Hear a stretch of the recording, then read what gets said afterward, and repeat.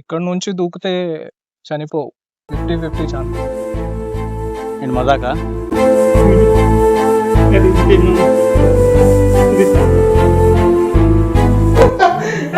అరే విజయ్ భయం వేస్తుందిరా నాకు. కరెక్ట్ చేసింది పని. అన్నయ్య అలా పిలిచే అర్హత కోల్పోయిన మౌనిక, నువ్వు నీకు అలా పిలిచే అర్హత లేదు.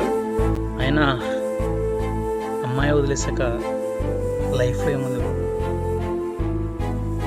కరెక్టే. లవ్ ఫెయిలియర్ తీసుకోవడం అంత ఈజీ కాదు.